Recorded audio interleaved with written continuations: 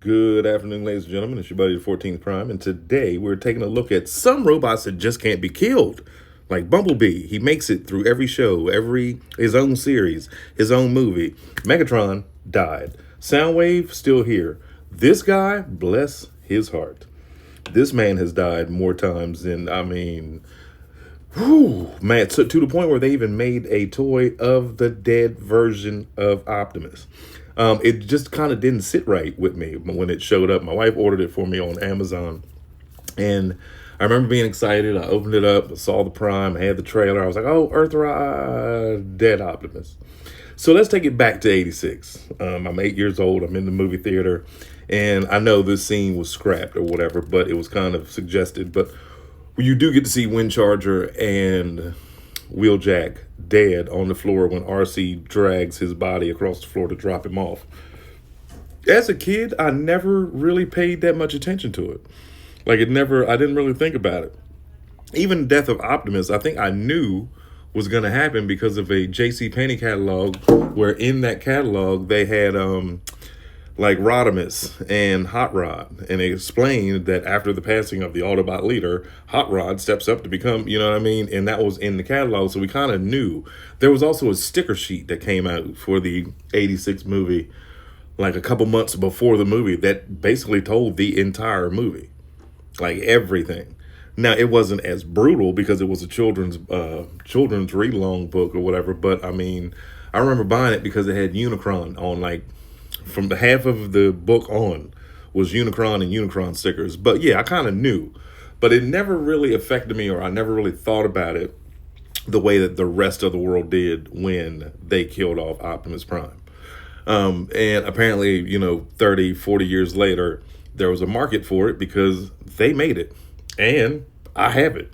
You know what I mean? But I took mine, I painted the eyes, I painted like the inside of the trailer. I painted them blue and gray like how they're supposed to be, because there was just a dead gunmetal tone to all of it, the whole entire set. I mean, the trailer and the robot. But I converted mine into Nemesis. I painted the eyes red. I smoothed up the faceplate, and I put red on the windshields.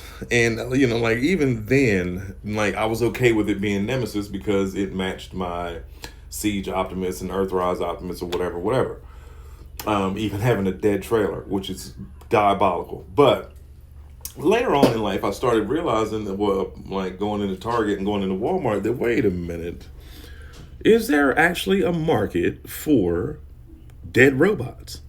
And apparently there is. You know what I mean? Obviously, well, look how many dead robots we got from the 86 line and the 84 line. And I'm hoping that this rumored 84 line will indeed give us those versions of them on Earth before their death. You know what I mean? Like, looking at this drab trailer, like I'm glad they used a white background when this thing was first announced and shown off that they were making a dead Optimus. Like, it was crazy. But one of the other things that I missed in the movie was this. Not that I missed it. I saw it. I remember it. Starscream got, reduced to ashes.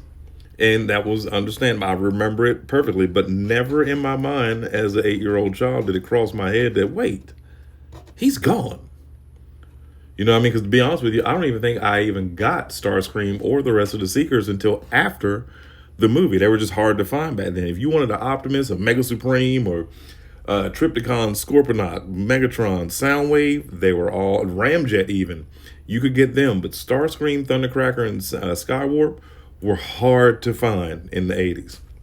Now you fast forward to Beast Wars, where Dinobot had sacrificed himself to save humanity. And like a lot of people that didn't watch G1 or, the later seasons or Headmaster seasons did watch Beast Wars, and they loved it. It was critically acclaimed. I watched it later on in life, you know what I mean? But this movie was so brutal. But I understand the fact of them having to capitalize off of it. But my question to y'all is, do y'all buy these dead versions? Or do you buy the versions of them pre-death? You know what I mean? Like, it is cool if you have a diorama or something, or you do a stop motion and you want to recreate that intro scene, but you got to take the song out because you will get copywritten and they'll block your video. But it to each their own. But for me, I don't know. Like I said, having a dead Optimus kind of made me turned me against the whole buying more dead robots. I'd rather them all be happy and alive on my shelves, in their, with their correct faction in their bases or whatever, doing whatever it is Autobots and Decepticons do during the day. I'm not wanting to buy the dead versions, regardless of how great they look or how awesome or whatever. I don't need this in my collection. I like my Ratchet alive. I like my Ironhide alive. And even though they killed them, in the movies, they've killed them, various other places. In my headcanon, let me explain to you how it works with me. In my mind, this is my sequel to the 86 movie. I like to call it 87. The Junkions got on board with the Autobots, and the same way they fixed Ultra Magnus is the same exact way they fixed everybody else that was on the ark. There it is. That's how I count it. That's what happened in my mind. They took them after they tore Ultra Magnus to shreds, and the Junkions came out and wiped that Diddy oil on him and put them all back together. Pause. He was just fine. And so I just figured that they took them back to the ship. It was like, go on, get that oil, that grease out, get that washcloth, and let's clean everybody up and put them all back together. That's how it works in my mind. But yeah, like apparently Hasbro or some higher up was like, you know what? We gave them the regular version. We gave them the Cybertronian version. We gave them the Earthrise version. We gave them, we haven't given them? We haven't given them the dead version yet. Or the right before I'm about to die and close my eyes and my spark is put out version. Let's do that now. You know what I mean?